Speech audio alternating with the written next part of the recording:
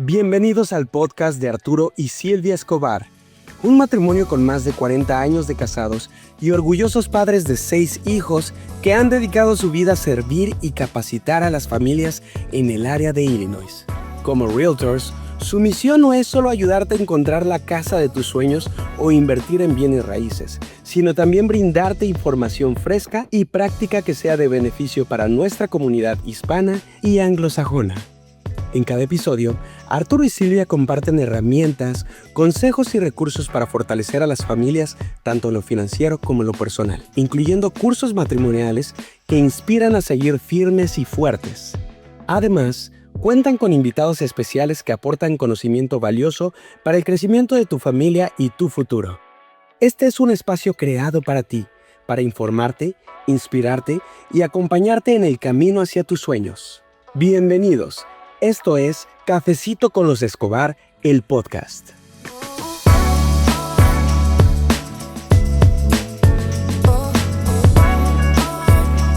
Welcome to another edition of Cafecito con los Escobar. And this time we have the whole bunch here with us.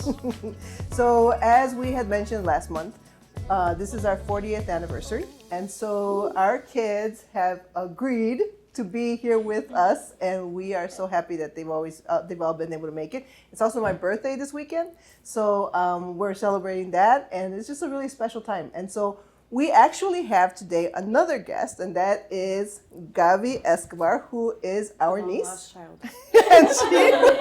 and she will be actually interviewing our family. And as she asks questions to each one, everyone will introduce themselves and you'll get to know them. And if you guys can say like what number you are in the family, like the oldest, second, the third, fourth, this way everyone gets to know where we all stand. So, Gaby, thank you for willing to do this. Thank you for having me. Okay, I'm going to start with Alejandro. I Cool. think this question will get a fantastic answer from you. Okay. So, if you had to describe your family as a TV show or a movie, which one would it be and why? Got it. So, yeah, Alejandro. I'm the oldest, number one over here. First time caller, long time child. Yeah. Oh, man, if I had to describe as a TV show or movie. So I can't think of one on the spot, but we're definitely like for me, I think we're like a sitcom. You know, we're definitely a sitcom. We're episodic. Every episode, there's a new obstacle. It's mostly lighthearted. Every once in a while, there's like a real heavy episode. Solved by the end of the day. Yeah, solved by the end of the day. It all wraps up. We all had good laughs, and it's all good. So yeah, I say we're a sitcom for sure. I would say Survivors. Also good. Reality show. Great answer. Yeah. Okay. David, what's a story that gets told over and over at gatherings? Is this close enough? Yeah. This is good. I'm David. That's the first thing. I'm the 5th child. Did you say your age? I didn't know. Did you want to add that, or should I just? Sure, I think I'm 39. Okay, I'm 26. Story that gets told over and over again at gatherings. I think there's a couple that we revisit pretty often.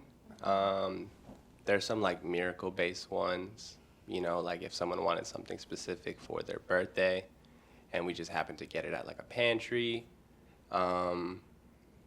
There's one about Isaac and a death certificate that he has. What?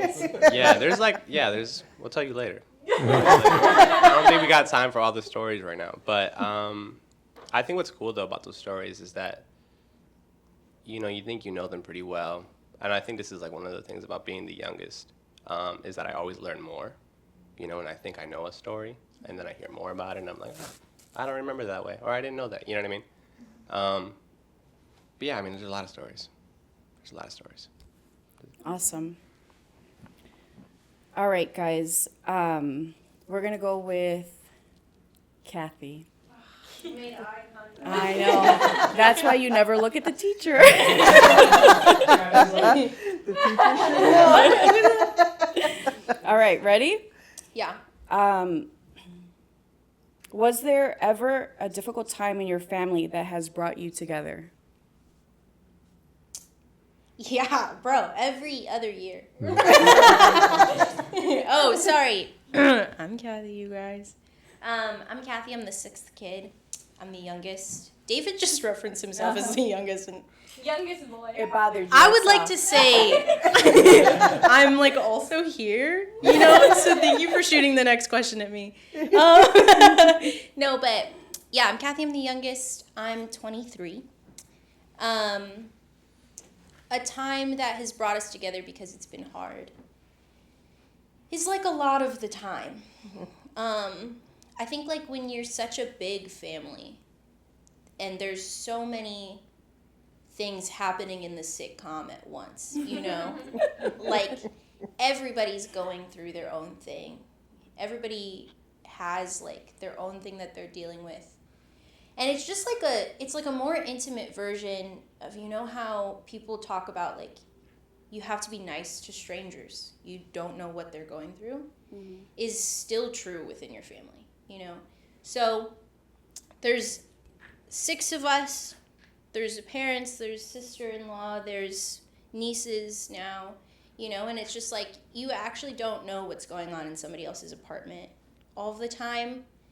And so there's always something kind of tough going on. But, you know, you have a family dinner. Hopefully you catch up about everything. And I think every time we do catch up, it brings us a little closer, you know? Yeah. Great answer. This one goes, this is a question I want you all to answer. Who in the family has given you the best advice and what was it? I'll go first. Hi, I'm Alicia. I'm Alejandro's wife. We've been married for 19 years. 19 years? Wow. Yeah. I actually think Sylvia has given me the best advice. When we first started dating, or maybe we were engaged, you sat me down and you said that you did not like the idea of the whole monster-in-law. And I think that has been, and I said I didn't either, and I think it's just been amazing that you have shown that over and over. You spent the last 20 years developing a relationship and respecting our boundaries and respecting us as a family unit. And I think that has impacted all of my relationships with you and my relationships outside of that, because I can see how to love someone else and how to respect someone else because of that. And thank you. Thank you. Sure. So can you repeat the question? Someone was taking a nap. Sorry. Who in the family has given you the best advice and what was it? Yeah, the advice thing. Yeah, no, for sure. I can't, again, not specific. I'm horrible at questions, but I think in general, I would say we've gotten a lot of parenting advice from both of you guys. We have, there was always general stuff that just little hey, how do you do X, Y, Z, like actual logistical parenting advice. But then there's also, I'd say over the course of the last 2 or 3 years, we've had an illness in our family. And that has made a lot of the decisions, a lot of the things we do with the kids specifically feel much more weighted, much more difficult to navigate. Mm-hmm. And we think about the long-term impact a lot more. So because of that, you guys have been really, instrumental in us asking you questions and seeing how to move forward with certain things, whether just get advice and feedback on stuff has been really good. So that's what comes to mind for that. Isaac? Yeah, good. Hi. I'm Isaac. I'm third born. Honestly, yeah, I don't know off the cuff who's given me the most life-changing advice, but the one that came to mind right away was when I was learning to drive, and I was with Dad, and he was telling me to always know where you're going next, where you're turning next, so that you can get in the lane fast, so you can be in the right lane, you know? So you're like in the right lane so that you know, so that when you're gonna make the turn, you're already ready for it. Mm-hmm. And that comes to mind so often when I'm in the car, but it also comes to mind when people around me aren't getting ready for something obvious, you know? When something's obviously gonna happen and they're just like kind of ignoring the second step, you know? It's great to pay attention to where you're at. But it's almost as important, you know, to ready yourself for the next thing. So yeah, that's my answer. For now, anyway. Love that. Someone? Miguel. I'm not ready. If you think someone has something. I can go. I'm Christy. I'm the fourth. So right before David, right after Isaac. Oldest girl. I like two things came to mind, but I'll just let me pick one. I guess one thing that really sticks with me is my mom always used to say, you guys will laugh at this, but she always used to have moments with us where she would describe internal locus of control and external locus of control.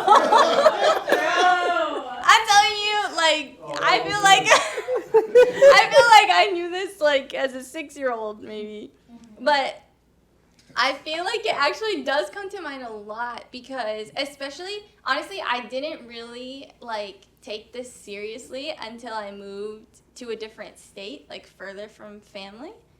And yeah, if you don't know what it is, look it up. My mom's a psychology major, so that's why we know this. But like, I think being away from home in an environment that I'm not used to fully, like, it has helped me to be grounded, to know, like, it's a different way of thinking about how I can have confidence in who I am and be unshakable by, like, other things and not have the outside world, like, fully affect the inside. So, like, I think, it has given me language now.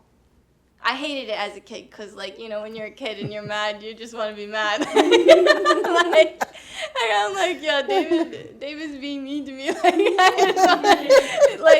But no, now I do really appreciate it because I can maintain a certain level of character that I want to have, and no matter how anybody else is acting, like, I don't have to, like, stoop to that, if that makes sense, or, like, let it affect me to the degree that it could.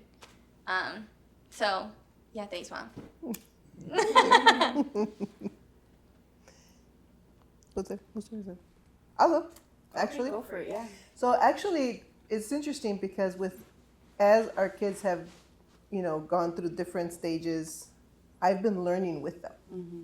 Like, it's interesting. I think Miguel and I talked about this once, that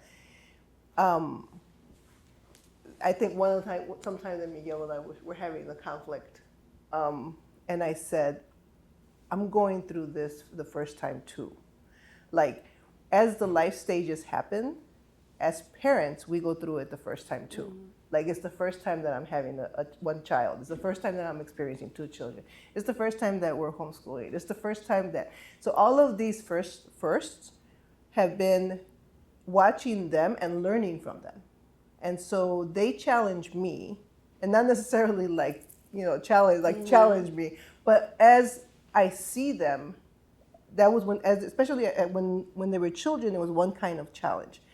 As adults, I learn from them all the time because we're having a conversation and they're so in different stages and they're so unique and they have so many different personalities, and including Alicia, including my granddaughters. Like, I listen to them and I learn from them because there's so much to learn because it's such a variety of smart.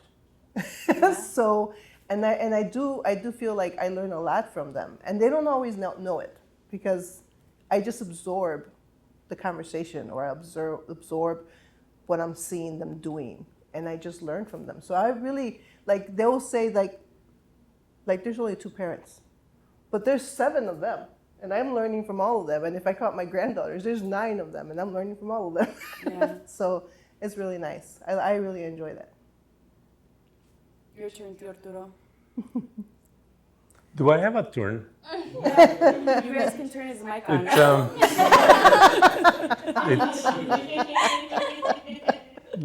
I think it's life and the things that we go through and how we have approached them, how we have going through them, and sometimes with a lot of wisdom, other times with making decisions on right there and then, but going to them and listening to them is something that I have learned, and that has brought me to a point that I have learned from each one of them, and that I also trust sometimes their silence, sometimes their talk, sometimes their advice, and not necessarily talking, but sometimes seeing them acting in life brings peace, and also brings hope that they're learning and we are learning together. So, and the advice that I get from Silvia is also amazing. It's daily. So we talk a lot. We work together. Whether he asks for it or not. But it's the relationship that keeps us going and keeps us learning from each other, and even when we don't talk, we learn from each other. Okay. Miguel? Hi, I'm Miguel. I'm the second oldest. I can't really think of advice. I don't really remember stuff, you know what I mean? Am I really here Like right conversations that I have, you know what I mean? Yeah, my memory's terrible. But I will say one thing that I feel like I learned just constantly, like you couldn't avoid it really, is the importance of integrity. I feel like my parents are both, they just have so much integrity. And even in times that they've made mistakes, they just have integrity during those times. Even my mom admitting now that she learns from us, or saying now that she learns from us. She's always said that. She's always been very clear about what she knows, what she doesn't know, and she's just that's what it is. You know what I mean? I think they're both just really honest, constantly. During difficult times that we've had as a family, they're like, yeah, this sucks. And then during great times, they're like, this is great. So I just feel like they just have integrity in everything that they do. So I think that's been a big part of my life, is just trying to keep up. Senor David? I also don't really remember a whole lot of things in that way. I think I see more. I feel like I just started listening to advice this year. If I'm being completely honest, yeah. Things are just starting to click, you know what I mean? I'm learning a lot. But I think I learn a lot, and I take advice from the actions that I see. And I think the thing that I've learned, my parents, sorry guys, you've all given me great advice at times, but my parents are obviously the people that have given me the most. And I think it's how they let things kind of roll off their back, and it kind of their resilience and how they just have a will to keep going. Mm-hmm. That's probably the thing that I've learned the most, you know what I mean? And keeping a fairly positive attitude about it all. and being able to laugh. So that's my answer. Kathy, did you go? Is there a mic over there?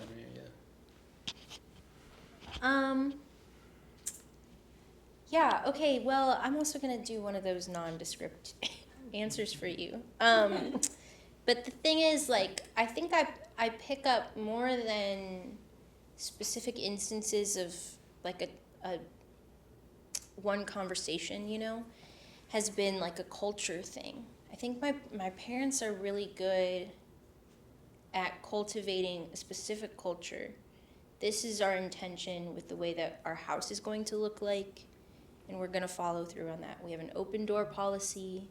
Anyone can come. We have, you know, these kind of like attitudes that they have towards things have really created like the type of person that I want to be. You know, I had like a whole semester at school where I was like, I think I'm realizing I don't have homies, you know? And so I started like going to sit, and I would bring fruit every day, and I'd split up fruit with the people around me. And all of a sudden, all of those people were like friends, and I knew it was happening in their lives, you know? And if that's like not something that my dad would do, you know, then I don't know what it is, you know? And it's just like, it's that kind of attitude of like, you decide what kind of output you're gonna do, and you just stay consistent with it, you know? So my parents' accepting attitude, my parents' anyone can sleep on our couch attitude, we'll add an extra bed type of feeling to the house, you know what I mean? Like that has been like a really big thing for me, so. Awesome. Wild card. What is the recipe for Tia Silvia's tamales? Anyone? Nobody knows. That's so lovely for you to ask. Get with the recipe book. It's not in the recipe It's book. not in the recipe book. Oh, We have a recipe book and it's not there. Technically, a couple years We ago. did jot it down. Yeah, I don't know what happened to it. But Yeah. tears. I'm trying to Alicia get and I my have fix, tried. Handel. I'm trying to get my fix. Okay, that actually brings me to my next question. What is your favorite family tradition?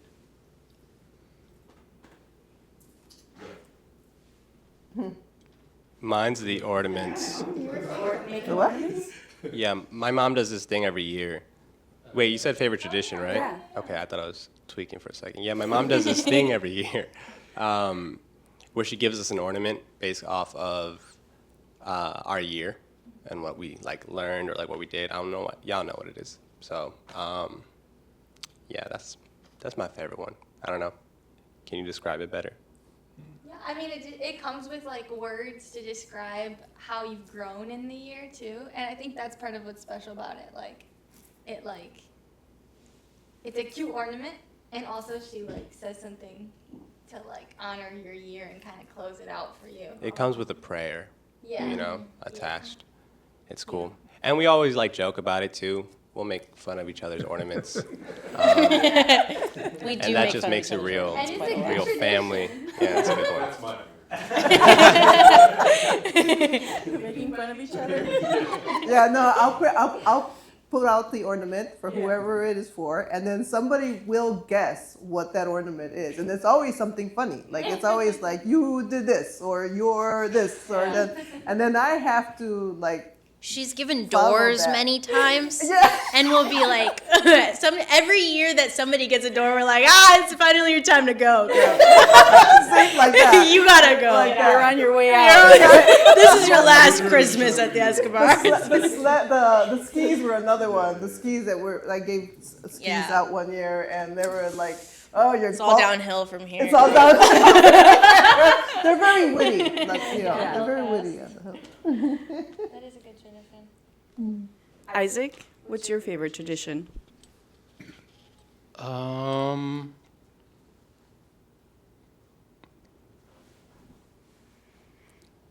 My favorite tradition. I don't know. That's such a good one, and that brings tradition into like a different, you know. That's That's a really good answer. It is a really good answer. Such a good answer. The podcast is over. I feel like part of that is because it's like we don't actually have a lot of traditions. Like we have holidays that we do them similarly, you know. Mm-hmm. But in terms of like traditions that we made up that we do together, it's not really like we don't have a lot of unique ones. I don't think. I really enjoy our time together for sure. There are things that like are patterns, you know, like the tamal making season. Yeah. Tree cutting. Tree cutting. Yeah. But I haven't been here for that for a few years. Yeah. So, I stalked some of you. you what? I stalked some of you. She knows. I enjoy every year at Thanksgiving, we talk about what we're thankful for. We just go around the table and everybody says it. And I actually really like that because there are things sometimes that I miss, like that have happened to people. And I just don't know, or like we haven't been together. And I've kind of, like Kathy said, everybody has their own stuff going on. And so I kind of always like to hear what people are saying because it kind of caps off the year. It's kind of like David's too, where like it tells something about the year for the people, and I enjoy that. I have one. Oh, go ahead. When we were little, Christy and I were just kind of thinking about this recently, but when we were little, every birthday, we would like have cake and blah blah blah, all of the normal like little kid birthday things, and then just wrapping up the night, like almost right before we went to bed, we would like, sounds bizarre. Hey, it's gonna sound weird. But my mom would sit on little booties on the coffee table in the living room. And whoever is the birthday kid would sit on the coffee table. And everybody else would reach and put their hands on the birthday kid and pray over them. And if you are like not an adult, your time to pray over another person rarely happens, right? Like adults are the ones that pray. You know, you're praying over your kids, you're praying over your family, all those things. But kids don't like pray for each other a lot, you know? So the amount of times that we could openly, verbally say like David, I hope you stay healthy, or like, Christy, I hope this is a really good year for you, is like really rare.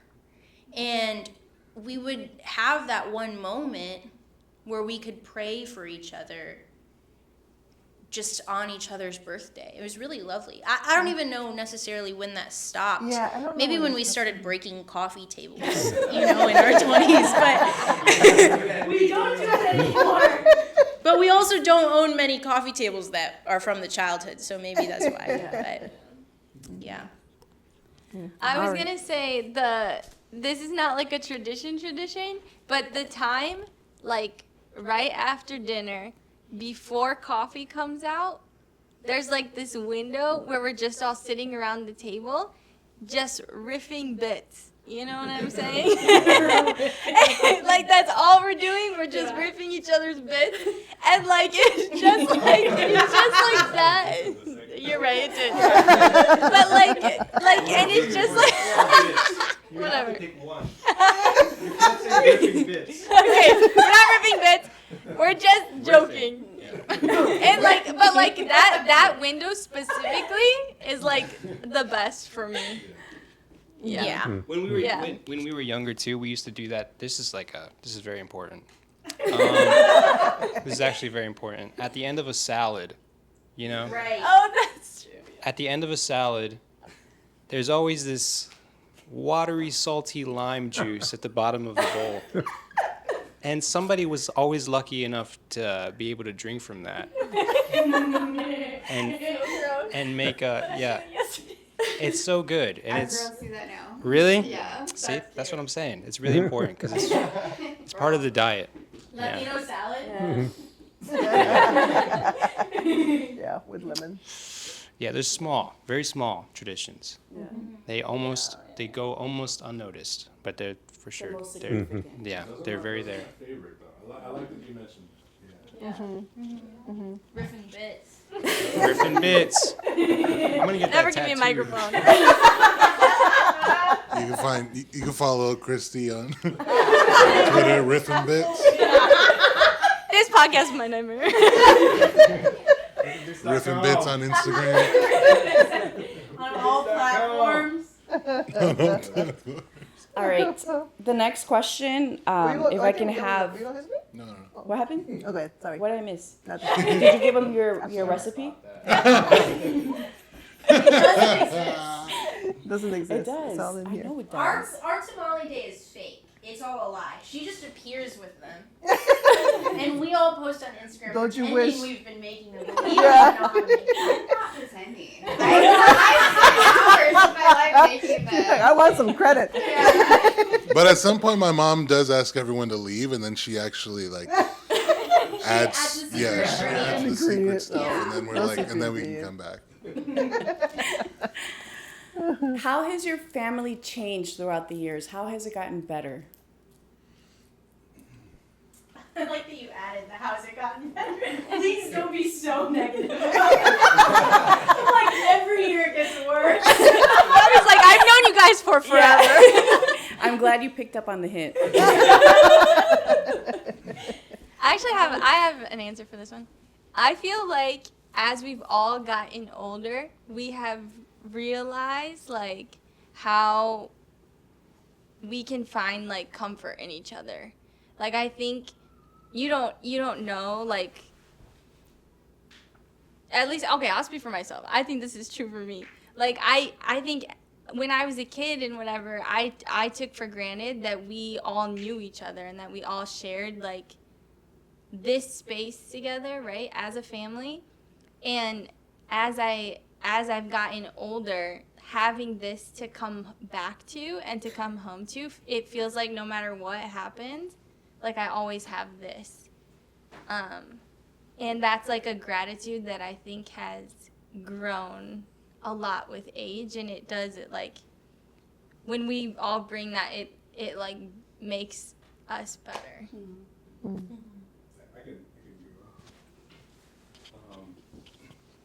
Yeah, I kind of agree. I would build off of that and say that, like, I've gotten to be, I had this weird short period of time where since I was older, I was an adult before like anyone else was an adult. And so there was this period of time where when I would come back, everyone was still children and like kids and hanging out and, and it was good and it was fun. But as people have gotten older, as people have grown more into themselves and continue to grow into themselves and bring other people into the family and bring other, ideas and concepts and feelings and things that they've learned from the world, it's made the family different. And it's kind of created these different branches in the family where now we're just a different family. And like, one of the examples of that is just like our dinners, even like our holiday dinners, our Thanksgiving dinners, like everyone learns a recipe, likes something different, found something somewhere else, or brings someone into the family who brings a different recipe. Mm-hmm. And so like the table has grown and has like, it now includes such an eclectic amount of ideas and food and concepts and people. And so that's better, it's evolved, definitely. Yeah. Mm-hmm. Good answer. I feel like, because I'm the second oldest, maybe, I think like there was both like an understanding about like what it looks like to leave and come back, Mm-hmm. And so I also had that experience of like, yeah, and then you go home and everyone's still there, you know what I mean? Mm-hmm. And so I think, especially recently, one change that I've noticed is like there's more intentionality required to like keep up with people. Because I mean, yeah, like when I come home now, to my parents' house, like there's no one here except my parents. And so it's like I really have to like let people know, like, and reach out and put in a lot more effort. And yeah, I think that's created like a new wave of relational dynamics, you know? Just like you have to ask certain questions, you kind of like, you're just keeping up in a new way. And I think, I don't know, I always have this fear, like growing up, I feel like I don't know why I'm saying growing up so much, but just throughout my life, and I'm sure this is very relatable to everyone, but like, I just hear like weird stories about families going through stuff where it like gets legal and like there's a lawsuit involved and like it's over money and like inheritance and stuff like that, which we won't have to. No, you're right. We're good there. Bad joke for the podcast, but That's perfect. Good. but you know what I mean? Like there's like, I just have heard all these stories about like these tensions that I'm kind of like, do you guys not know each other? Yeah. You know? And I when I hear those stories, I'm immediately like filled with fear, right? Like, cause I just, it sounds like they, I don't know, I just assume that they do know each other and that they just came out of nowhere, you know? And then I remember like, well, maybe, you know, it's probably is that they don't know each other and that we actually are developing into people who are just, we could separate or we could be together, and I think we're choosing to be together. And more recently, I feel like that pattern is being established. So you're all coming back to each other, is what I heard. Yeah. Yeah, and like on purpose, you know, because we don't all live here. Because you want to. We want to do it. We're doing it on purpose. It's only happening on purpose is the thing. Very good. Does anybody else want to answer that? Does anybody else remember the question? I would like to add. I think one of the things, like I agree with them when they say that, you know, it's the variety of people, but also I think it's really awesome. These guys have different chats that we're not in. And I think that's so great. I think that's one of the best gifts we can get, that to know that our kids have relationships with each other without us. And that is such an encouraging thing for us, because we know that whatever would happen with us, they're going to be fine because they have a relationship with each other. And I think that's the best gift we can get, because I think, and to know like because you know, like when they're little, especially when they were little, like Hondo would be away from college and I'll fill him in on what was going on with the kids, right? Or Miguel would be away and I would fill him in with what's going on.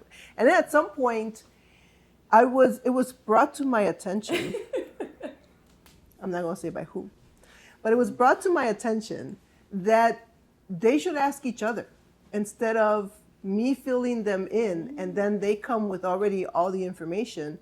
They should ask questions, right? If they want to know. I thought that was a great, I didn't see it. Like I didn't see that was, because I was still in the pattern of, hey, your little sister or your little brother or whatever.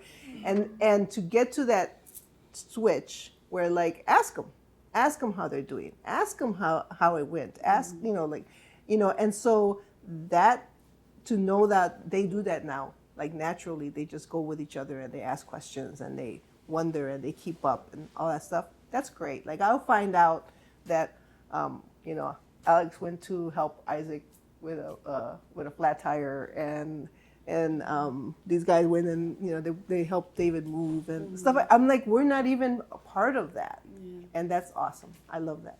So. And should not be happening. They're your parents. I don't know who keeps adding them back into the group. We talk about all the time. Kathy's like, get them out.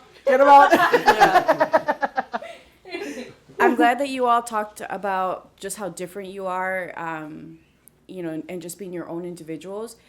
How has that formed your relationship? Like, how are you all able to, I guess, like, mesh being so different? And then there's such a huge difference in age with some of you, right? Like, Hando's like, up there. And then, I know, not by much, okay? And then, Kathy, who's like So but how has that kind of happened? I know you all kind of touched on it a little bit, but how have your differences formed such a tight relationship between all of you? I think one of the things that from the beginning we decided to do is to let them be who they want to be. Even in terms of careers and stuff like that, we don't get too much involved. They choose to be what they want to be. We let them to be independent, and if they ask questions, we answer. But we try to stay away from their, especially me. I try to stay away from their path, and just listen when they need, and if they ask for something, I'm there. But I think because we trust their abilities, we trust we trust who God created them to be. It allows us to be free ourselves and trust that they're doing their thing and they're growing in their own personality. And so allowing them to be who God created them to be is been one of the things that releases me the most, and it allows me to see more what they're doing, how they're growing. So they are independent and they make their decisions. If they need some advice, they come. If not, we're there when they need us. But their own personalities develop through their challenges, through their initiatives, instead of us dictating what is good for them or what's not good for them. I think also, Christy and I were talking about this earlier. It's about like respecting each other and like just knowing that even if someone else has a different way of doing things or what makes choices that you wouldn't, like that doesn't change who they are, or that you love them or that you care about them. I think that goes a long way in it too. Just like being there, being open, and just respecting each other. Mm-hmm. I also think, like, not to get political, but like beautiful things happen when you value diversity. If you fundamentally value diversity, anything can work. You know what I mean? So we grew up in a space where we had no qualms with diversity, And then you grow up. Chrissy's like a farmer. I'm like a potter, and like Hondo's like really into tech, and anything you need, there's like someone to call, and when you see it as components to something that is working together and not like vast differences between all of us, right? These are all things that we can add, not things that divide us, right? Like my dad is right, like, they weren't pushing a certain career and you can see it. Because what are we all doing? It's like so random. But the thing is, once you all end up in really wildly different careers, there's wildly different things that walk back into the house, and it's really beautiful. Does anyone else want to answer that?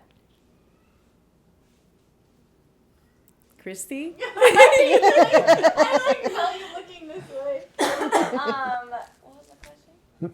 Oh, wait. How have your differences made your bond stronger? Or how have you all been able to get along the way that you do? I think it, like, going back to the whole, like, we know we have this space to come back to, right? Whatever, like, happens in our lives outside of being with each other.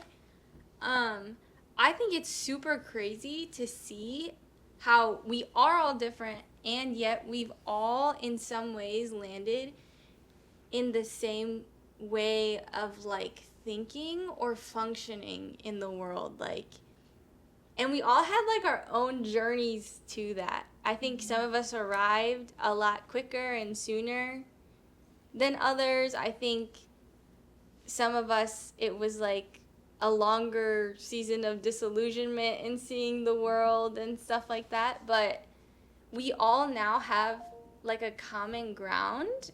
And it's probably within the past couple, few years that this has happened, where we're all starting to speak the same language again in certain ways. And like, yeah, I don't know, maybe just because genetics are strong. but it is really cool to see, like, especially as somebody who like lives further away and coming back. I mean, Miguel, you probably feel this too, like, but then coming back and seeing how people like have changed and stuff, sometimes it's like, dang, like, I could vibe with this, you know what I mean? Yeah. So like, I think it is cool to see how, even though we are different, there are just like fundamental things that keep us connected, and it makes it a lot easier to stay connected in that way. I'll say something real quick about it too. I think also when you're like really young and you're all growing up and learning how to play, with whatever that means to your group of siblings, you kind of like develop this really special language as siblings, and a lot of that language you get to use in all different kinds of ways in the world, and it like develops your language. And so you have to I don't know, you come back with all these different words, and then you come back to your siblings and you have to remember how to explain it using what you know they know, or what you know together, and that develops something new, which is all that language is doing. It's just constantly, it's a very fluid way to express yourself, and it's really, it's fun, and I think staying curious has been like a really big deal for all of us, just being curious about what each of us is doing, because we can't do everything, and so it's nice to see someone else go down a different road and be like, oh, okay, that's what that would have looked like, because I think we're all a little bit like each other in that way. We're kind of would have a question I would have asked, but I didn't, but one of us did. So it's fun. It's fun to figure out the answer. So my next question is about growing up in such a big family. What was, let's say, what was the challenge about growing up in such a big family, and then what is a positive about growing up with so many siblings?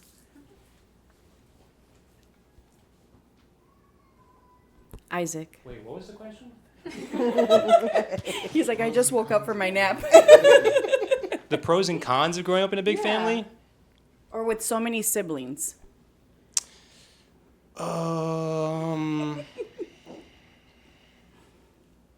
Pros. Can't think of it. I think, well, let's start with the cons. The cons of growing up with a big family are as follows. Got a whole list. He's like, my moment has come.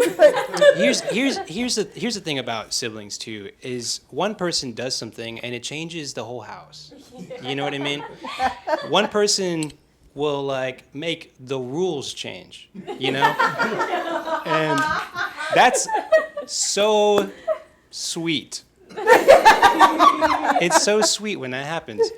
No, but that really is the best and worst thing about having a really big family, is that when you're tight with each other, and you're all flowing a certain way, any kind of change changes everything, and that can be a good thing and that could be a bad thing. It depends on really how it's handled afterwards, and it's like small things sometimes, right? Like if someone's watching too much TV, all of a sudden we have to watch how much we're watching TV, like all of us, even some of us weren't watching that much TV, you know what I mean? But now I can only watch a certain amount, and I don't like that rule, But sometimes it's something a little bit more serious, And or it could be something a little bit more, we're experimenting with, and the whole family thing is just a big experiment, and you're constantly trying to figure it out, and we're also trying to figure it out. It's a game that we've all been playing for a while, so I think I'm okay with my role, but yeah, pros and cons of big family. Like we're pitching it. What's one pro? We have enough for like a sports team. Sports are not our thing. That's true. Another thing. Yeah, band is better. No, the great thing about the big family is the variety. Is that there's more instruments. The sound is more unique. And if everyone's playing a different instrument, then you have different songs to play now, and there are songs that other people can't play, so you get to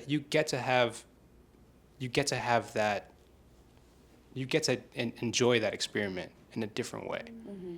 I have nothing else to say about that. Yeah. I have nothing else. I have some pros and cons to share. Oh my God.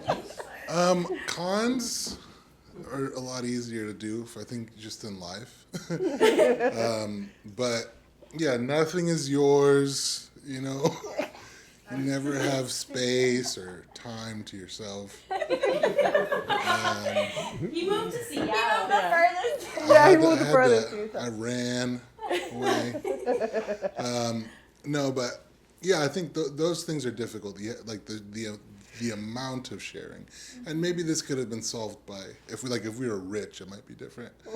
But at our level, there was just you just have to share everything. And Hondo and I make these jokes a lot that none of the we see a lot of 90s nostalgia stuff on eBay that's worth a lot of money, and it's well, that thing was never gonna make it past Kathy, you know what I mean?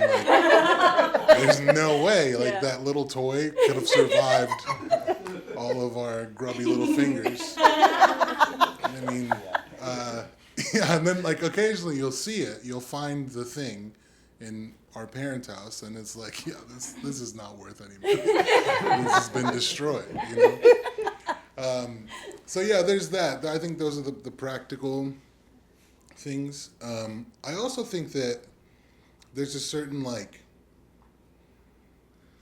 development of personality, of character, of humor, all kinds of things that only happens with people, and we just had to be around people all the time. So that was inevitable, I think. Having such a big family, we're just constantly, learning about ourselves in relation to other people. Yeah. And I think, one of the benefits I would imagine, I've never been in a small family, but there's someone else to pay attention to, and there's, for a while, for part of my childhood, all eyes were on me, but that goes away. There's always someone else that needs attention, and you can rest assured that that's going to happen, and the rules will change. So what you're saying is that you wish Christy was never here. She took the spotlight. You guys. Oh, whoops. You Cynthia, I would never be able to keep up with the order. I can't. I think I just know for sure Hando, Alejandro, or Hando and Miguel, and then the baby. That's it. Yeah. That's it. Everybody else is smothered somewhere in there. Yeah. Can I add something to the pros go and for cons? it. I think it's interesting because I think the pros and cons kind of depend on your placement in the family. Because I really didn't have to share too much. You know what I mean? Like, I didn't have to share my things as much as, like, the older ones did. And to me, that was dope. It's like, yeah, share more. You know what I mean? And I think, like, it gave me so much exposure, like, as a younger kid. It, like, taught me a lot of stuff, like, really early on, you know? And I think that the con kind of comes, you know, married to that, where it's like you're fighting for placement almost sometimes. You know what I mean? You got to find your place in a big family. And I think going back to the other question of, like, how are we staying close? Like, I think we've kind of, a lot of us have become comfortable with our placement. You know what I mean? It's not as competitive anymore. It's kind of just like fitting in where you get in, or get in where you fit in. But yeah, I didn't really have to share my things too much. I had to share my parents' time. Yeah. Like, you know, that's it. I have a thing too. Go ahead. Can I have a thing? Yeah, I think, like, along with what David said, it's so different depending on who you are in the family, you know, in the lineup. But for me, like, you know, for me, jury's still out on if I would recommend being the youngest kid, you know? Like, I feel like I went through a really long phase with my mom, like, talking about how I also felt like an empty nester. You know, like, I watched every single one of my siblings move out, you know? And, like, what do you do with that as a 12-year-old? I still don't really have great advice on that. You know what I mean? So I went from a full packed house to a high schooler, solo dolo, just like, I don't know how to be alone all the time, you know? So that is, like, such an interesting pro, such an interesting con. But I think also, like, if you are the type of person who does not know how to go and do something when you haven't seen somebody else do it, then my God, I hope you're the youngest. You know what I mean? Like, my siblings went and did everything first. And I, like, always have somebody to call and ask what to do next, you know? And I always have, like, advice just waiting for me to ask, you know? And it's like that kind of thing. I'm terrible at competition, you know? If somebody beats me to the punch, I'm like, let me know how that goes. You know, like, I don't necessarily, like, need to win in any scenario, because I kind of want you to go first, and, like, I'll ask you about it later, you know? But, like, that kind of thing of watching people go first is such a pro and such a con, I think. But it comes with, like David was saying, like, it comes with your certain position in the family lineup. So I want to go back to something that David touched on. The sibling rivalry, or, like, the competitiveness between you all. How did you all manage that? You know, being that you didn't have a lot of space, right, where you could just kind of go off and, you know, come to your own solution about whatever had happened. But, like, how did you all deal with that? You gotta win. You gotta win. we hate each other now. We hate each other. How do you guys deal with that? Losing. Nah, just kidding. I don't have a real answer. I don't even know if you're competitive at all. Like, you have, like, the most feminine attitude ever. Not really competitive. I just don't feel like we're very competitive. I also think, like, I sometimes wonder if it's because you guys were so young, but, like,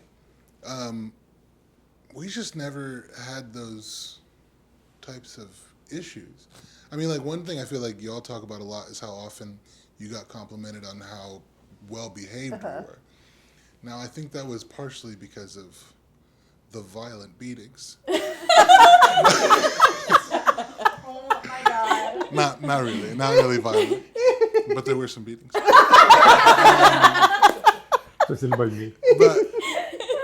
But I do think also, like, it just wasn't an issue for us. Like, I remember like Hondo and I, yeah, we were just, when it was just the two of us, people would come by that like like our table at a restaurant and be like, wow, your kids are so well behaved. And I was like, we're having a meal together. Like, can you please? Like, you know, like how rude. It was so We're so not signing rude at this autographs point. right now. Exactly. I was like, do you stop by every table like, during dinner? Like, I don't know. It just wasn't like an impulse that we had. I don't think.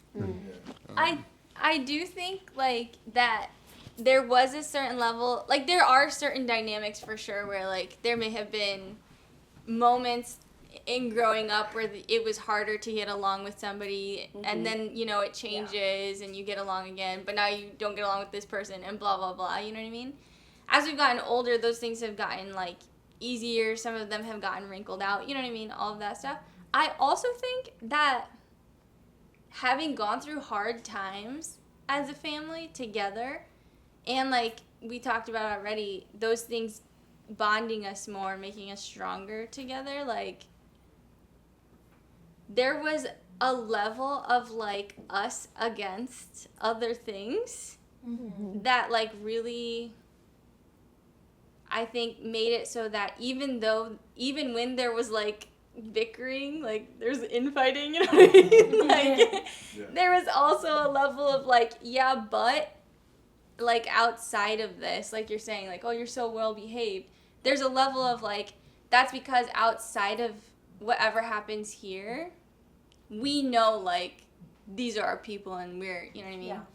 So I do think that attitude, and you know, you can call it whatever you want, you know, like, are we trauma bonded? I don't know, like, you know, but like,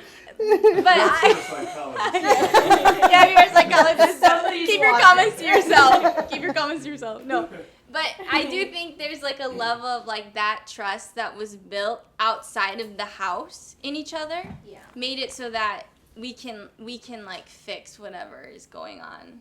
Yeah. Amongst us. I also think like you are not going to stop people outside of your family from comparing you to each other. That's evil, y'all. That is so evil. But like to people who weren't us, like Christy and I, they were coming for us. Like people trying to build a rift between Christy and I, for real. You know, it was like always Christy's the brains and Kathy's the muscle. Christy's the this and Kathy's the that. And like, you know, as the two girls when we were little, pre-Alicia, is like we're trying to have our own sister dynamic, right? And people are comparing you. Right? Those comparisons were not necessarily coming from within us, but it like was happening from the outside going in. And all you can do is try your best to like know what your own relationship is, right? Like I know who I am to Christy. Christy knows who she is to me. I know who I am to David, and so on and so forth. And those comparisons are definitely there to the rest of the world. And like you just have to know your siblings, you know, you just like have to try your best to like know what your relationships are with each other and not let those things create competition. I thought I was going to hear about you guys beating the snot out of each other, maybe taking each other's stuff. Like this has been like the nicest. Christy also is a clothes stealer. Yeah, again. Oh, but have I got stories for you? I'm paying a lot of money for this. Okay? I was going to say, did you threaten them with a beating? Yeah, Miguel keeps bringing up the beatings and our economic background. They told me I wasn't getting paid the same amount. Sibling rivalry. Creating competition. So,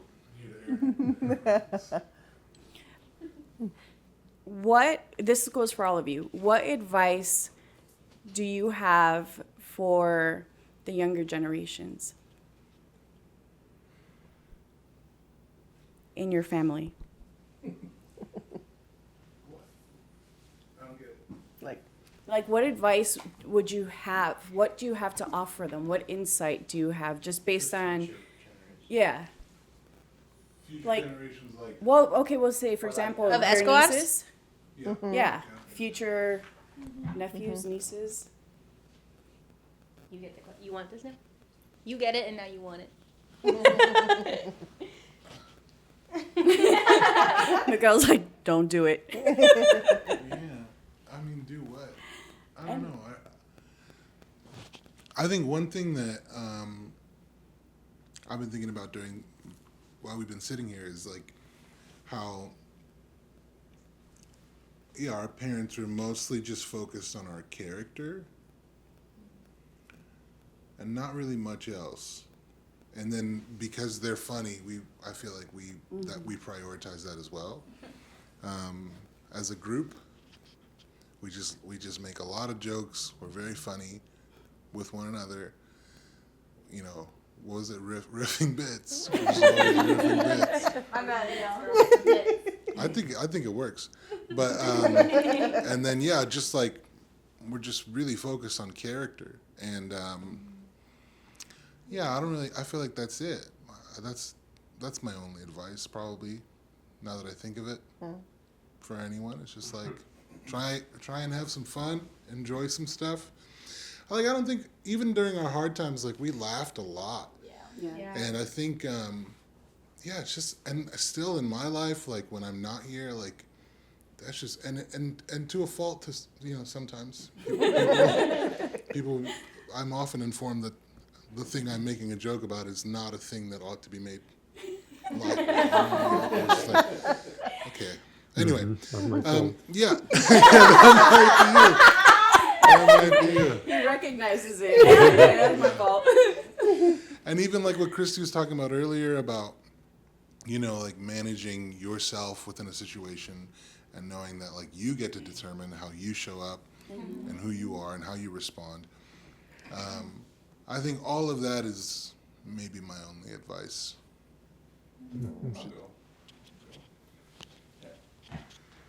I think so. We do have two daughters, and I guess my hope for them would be to just like go further, you know, be better, do more. I think for us, like our job is definitely to guide, to set them up, but also kind of like what you guys were alluding to earlier, which is just get out of the way as well. So yeah, I think our advice would be my advice would be just to take that ball even further, you know, push it farther, progress more than we did, and hopefully we give them the launching pad to do that. Yeah. Yeah, take the positives and improve the negatives. Yeah, there you go. I think the way I'm picturing this is like Emma in a couple years, or like Hannah in like a decade, you know, kind of coming to me. And if we're keeping like family based, I think like the thing I wish for all like future generations is that they see siblings, but mostly like parents as humans. You know, they see them as like individuals, people who are like making mistakes next to them. You know what I mean? Like not necessarily like before them. They're not gonna have all the answers. And I think like the sooner you get that, like everything becomes easier. You know what I mean? You let go of so much like trauma, you let go of so much like resentment, and you know, I have faith in every single one of us to raise a good person, you know, a good human. I don't really sweat that at all. So I would never give advice to a kid about being more of themselves, because I'm like, you're probably already on your way. You know what I mean? But yeah, just like recognizing the people around them for individuals. Yeah. My next question is for Tia Arturo and Tia Silvia. You go first. You don't even know what the question is. But you go first. I think he just gave you the door. She brought it back nice. What's the question? Complete cycle. Go ahead. What is the secret to 40 years together? You know, it's interesting that question has come up a lot as people have realized that we've been married for 40 years. And people have asked us, like, what's the secret, or what's the magic, or what's the, you know, Yeah, what's the secret? And I think, and I've given different answers every time, and I think it's because there's no secret. There's commitment, and there's vision for your family, and the things that you want for yourself and for your family outweigh any disagreements or any conflict or any problems. Not to say that there aren't any situations in general in life where you wouldn't contemplate that it's time to go, right? Or it's time to seek counseling, or it's time to, you can't just leave it the way it is, right? I'm not saying that. But I think for us, the communication is key to say, hey, we need to solve this. Hey, I don't like the way I feel about this. And then changing communication to where it's not about, I think competition, going back to the competition, that's something that's very real in couples. And I think one of the things, and I say this often when I talk to couples, is one of the things I would have liked to know in the beginning especially is that we're not in competition. That just because he's different and I'm different, if we understand that we have the same goal but we have different ways to get there, then we see each other as an asset. We see each other as, hey, between the two of us, we're going to get there faster. But if we're fighting to prove that I'm right or he's right, and he's probably fighting to prove that he's right, we're never going to get there because we're not moving forward. We're just going back and forth, right? And I think that's one of the things that it's all a journey, right? We're always learning. We're always, and I think one of the worst things that social media has done for couples is to pretend that everything is perfect. And it's not about that. It's about going beyond, going through. I think, what was it that we were talking about earlier, that the quickest way. Oh, the only way out is through? Yeah, the only way out is through. And I love that statement, because when it comes to marriage, that is, if anything would be the secret, the only way. The only way out is through. The only way out is through. So It's that. hard to remember, but it's good. Hey, I'm turning 60, all right? I'm turning 60. It's all downhill from here. It skis from here. But yeah, I think yeah, that's the thing. We talk about it, we settle it, we argue about it, but then we come out and we decide, okay, we're moving forward, we're making the changes, we're cooperating, and then we're moving ahead. So. Do I have to answer that question? Because you said everything I was going to say. I think it's taking each day, one day at a time, in trying to solve the issue that the day bring that day, so that doesn't accumulate. That involves the willingness to talk, the willingness to ask to be forgiven and to receive and to forgive. Because if you let things accumulate, it's hard to live that way.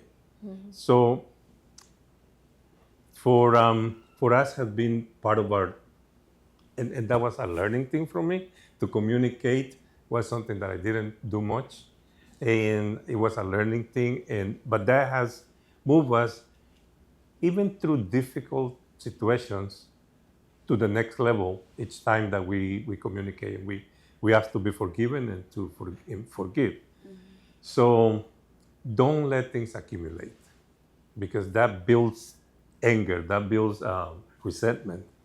And then it's hard to solve different issues at the time.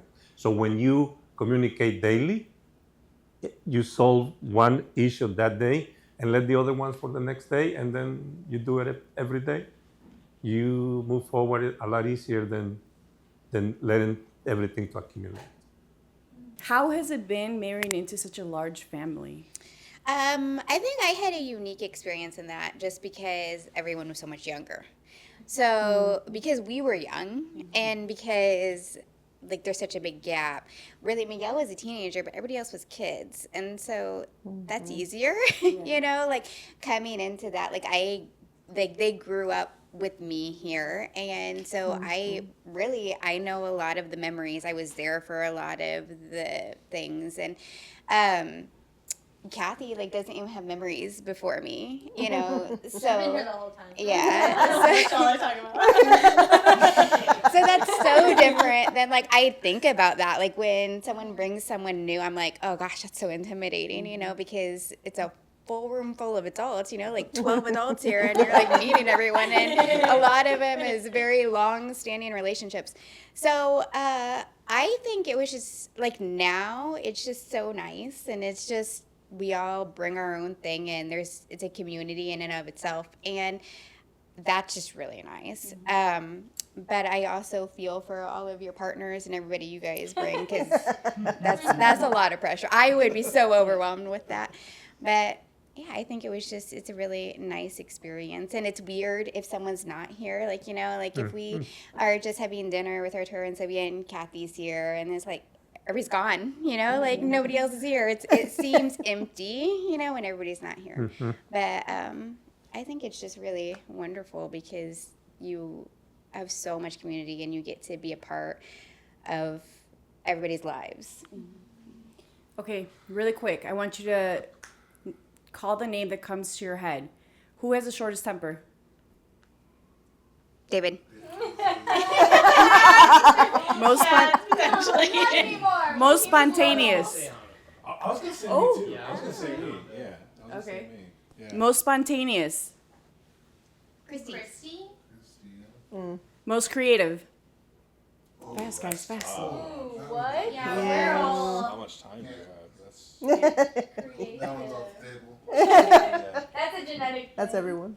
yeah. Who is the funniest? Isaac. Miguel. Alex. I was gonna say Miguel. Yeah, I was gonna say Miguel. Although everyone here makes me laugh though, so it's like really hard. Yeah. I was gonna say Isaac, and then I was gonna say Dad, and I was gonna say Mom, and then I was like, yes. Everybody's funny. I think I'm the That's least funny. hilarious. But you're, You know what's great about Dad's humor? Dad's humor is so dry. Dad waits for his time. He like that man knows a punchline. Okay. That man can rip some heads. That's it. I also think when he says something, like everybody stops. Yeah. And it's like good. What's about to happen? Who is the most thoughtful? Kathy. Most sentimental? Isaac. Yeah, maybe Isaac. Wait, David's actually really sentimental too. Yeah. David's really sentimental. Can it be two? Because it's David and Isaac. I was gonna say David or Mom. Are we just talking about siblings, or are we doing? We're talking about everybody in this room. Either Oh, David sorry. or Mom.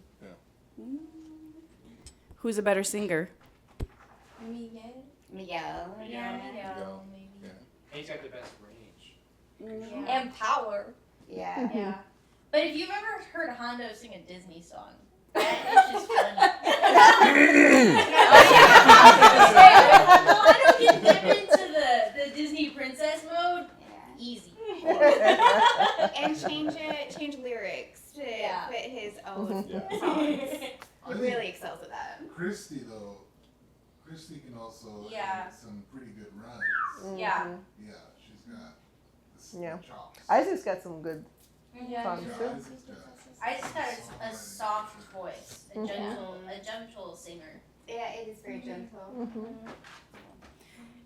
You guys have been awesome. Thank you for allowing me to be a part of this. I learned so much from you guys. I thought I knew already a lot about you guys, but this has really opened my eyes to things that I wouldn't have otherwise unless I actually did it, and I did it. So I'm happy to have been here with you. Congratulations on 40 years. Thank you. Happy birthday. Thank you. Happy birthday. And does anyone have any questions that they want to ask? Who's your favorite? Who's your favorite? Huh? Who's your favorite? We don't want to go there, so let's finish this right now. Yeah, that's time to, Tia Silvia's like, who do you What a think I'm great saving the way. seat for? Gabby goes. So, yeah, this has been a great time, guys. Thank you for being here. We love you from here to Alaska, I guess, and It's Alaska? Oh, the moon of God. to the moon. Back. So,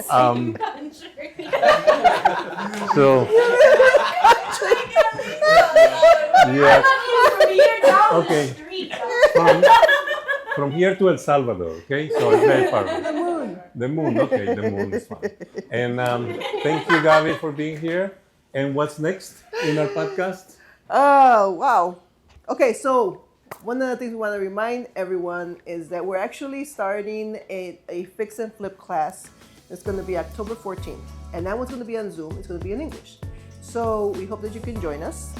If you speak English or you know somebody who would prefer it in English, we're going to have this Zoom class. It's going to be on October 14th. The other thing coming up, and we will notify you exactly on the date, but in November, we're going to have a pie giveaway and a picture day where you guys can come with your family, take a picture, and then you can put it on your Christmas cards.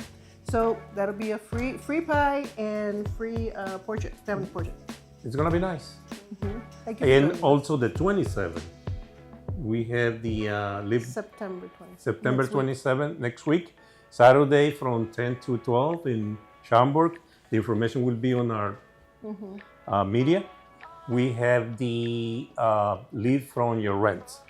It's a class. We offer breakfast and we have fun. And it's in Spanish. That's in Spanish, yes. Thank you for joining us. Thank you, Gabby. Thank you. We appreciate you. Thank you. So now we're gonna do the whole thing in Spanish, right? Sí. Everyone remember what you said. I didn't sit this much.